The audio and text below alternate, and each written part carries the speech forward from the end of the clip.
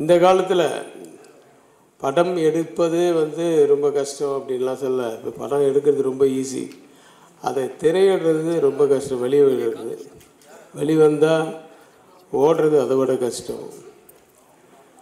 ஒரு நல்லா இருக்கிற படத்துக்கு கூட வந்து தியேட்டருக்கு வந்து ஜனங்கள் வர்றதில்லை. நல்லா இருக்குன்னு சொல்லுவாங்க, ஆனால் டேய் பார்க்கலையடா அந்த படம் நல்லா இருக்குன்னா அது ஓடிடியில் வந்தால் பார்த்துக்கலாமா. அது இந்த என்னது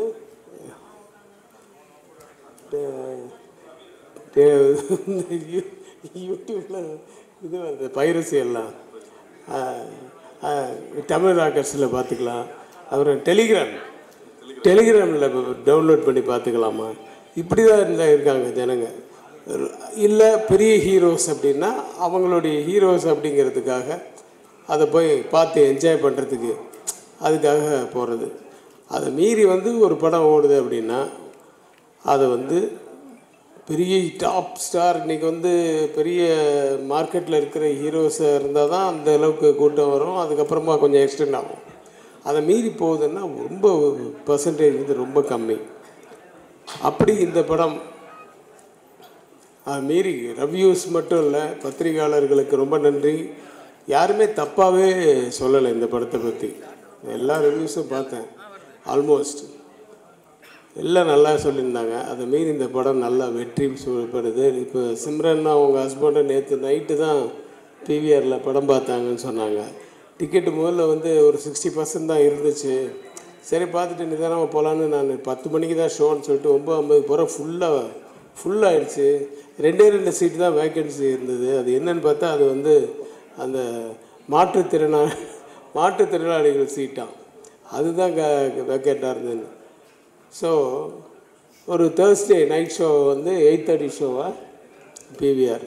ஸோ அதெல்லாம் வந்து தட் இஸ் மிகப்பெரிய வெற்றி படம் தான் அது. அதனால் சக்ஸஸ் மீட்டு கொண்டாடுறது நியாயமான வெற்றி. என்ன நிறைய பேர் தட் இஸ் வெரி இம்பார்ட்டண்ட். நான் கூட இட்லிஸ்ட்டுக்கு வந்து சக்ஸஸ் மீட் கொண்டாடலான்னு நினச்சேன். நான் அது பொய்ன்னு தெரிஞ்சிடும். அதனால் இது வந்து அது மாதிரிலாம் தெரியாது. உண்மையான வெற்றின்றது எல்லாருக்கும் தெரியும்.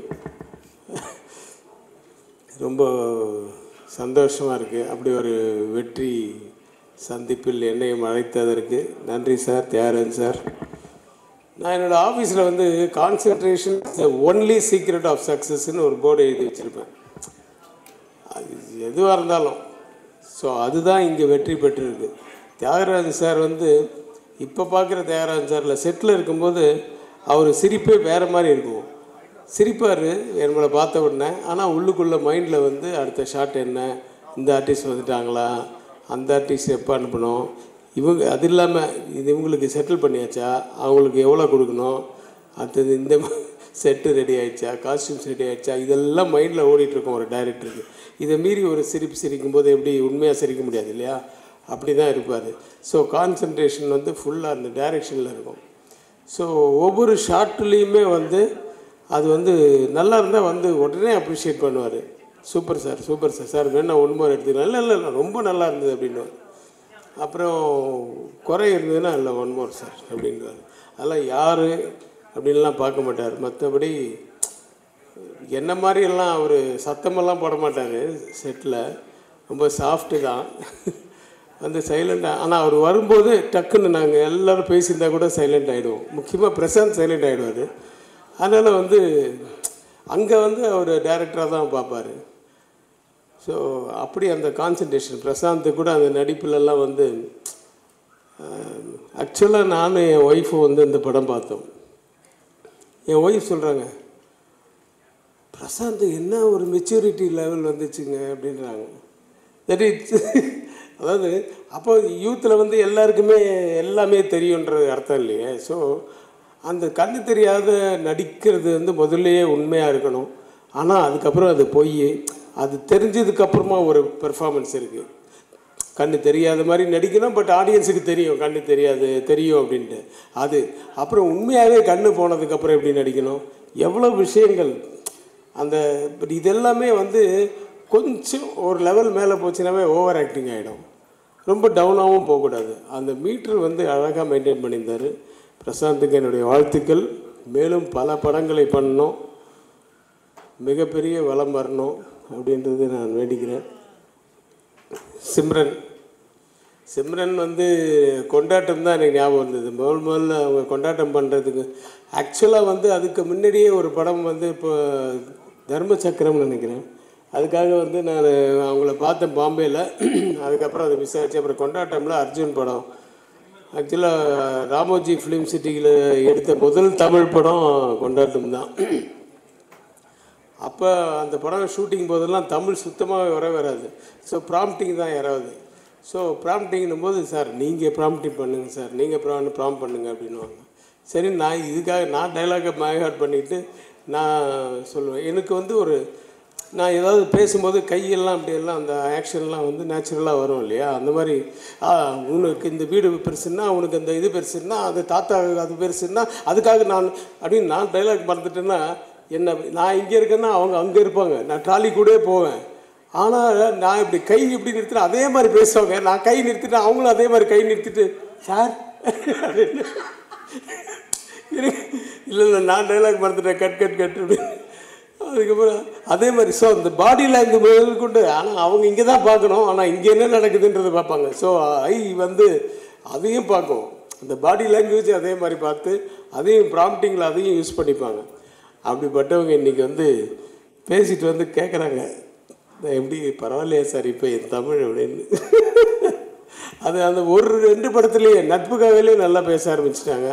அப்புறம் பஞ்சதந்திரம் கேட்கவே வேணாம், அது வந்து ரொம்ப நல்லா பண்ணாங்க. அப்புறம் ஒரு தெலுங்கு படம் வேறு பண்ணோம், பாவா நச்சாடு. இல்லை பாவா நச்சாடு, நாகார்ஜுனா. ஸோ தெலுங்கு தமிழெல்லாம் இப்போ பின்னுறாங்க. 29 வருஷம்தான் ஆச்சா நீங்கள் வந்து? இன்னும் மலர், நீங்கள் இன்னும் 30 வருஷம் வேண்டிகிட்டு இருக்கீங்க. அதாவது ஒரு ஸ்டேஜுக்கு அப்புறமா நமக்கு வந்து நடிப்பு வந்து இவங்களுக்கு நல்லா வரும் அப்படின்னு தெரிஞ்சிட்டா அவங்க சினிமா விடாது. நீங்கள் சினிமா விட்டு போகணுன்னு நினச்சா கூட சினிமா விடாது. நாகேஷ் சாரெல்லாம் கடைசி வரைக்கும் நடிச்சுட்டு தான் இருந்தார். தசாவதாரம் தான் அவருடைய கடைசி படம். அப்போ நடக்கிறதுக்கே பயப்படுவார், ஏன்னா அப்போ அவருக்கு கண் பார்வை கொஞ்சம் குறைஞ்சிருச்சு. அதனால தான் கொஞ்சம் ஸ்லோ ஆகிட்டாரே தவிர மற்றபடி டைலாக் டெலிவரி அது இதெல்லாம் வந்து அப்பவும் தசாவதாரத்தில் ஒரு பெரிய இது என்னென்னு, எல்லாம் நானும் கமல் சார் எல்லாம் லைனாக உட்காந்து சாப்பிட்டுருக்கோம் டேபிளில். அவர் வெஜிடேரியன், அதெல்லாம் கை கழுவிட்டு இப்படி போனார். கமல் சார் வந்து சிக்கனை வந்து 2 ஃபோர்க்கில் அப்படி பண்ணிகிட்டு இருந்தார். போயிட்டு இன்னும் சாகலை சிக்கன் இன்னுமா சாகலை அப்படின்ட்டு போகிறார். ஸோ அந்த வயசுலேயும் அப்போது வந்து அந்த ஜோக்கு அதெல்லாம் மறக்க முடியாது. ஸோ சினிமா நம்மளை விடாது, நீங்கள் கவலையே படாதீங்க, நம்ம இருக்கிற வரைக்கும் சினிமா நம்மளை விடாது. நானும் அந்த கேட்டகரி தான் நினைக்கிறேன், பார்ப்போம். நான் விட மாட்டேன் ஆனால் சினிமாவை. வனிதா, நீ பாராட்டுக்கு உங்கள் அம்மாவாக இருந்தால் இந்நேரம் உங்கள் கழுத்தில் இருந்த செயினை எடுத்து பிரசாந்துக்கு போட்டுட்டு போயிருப்பாங்க. அப்படிப்பட்டவங்க அவங்க.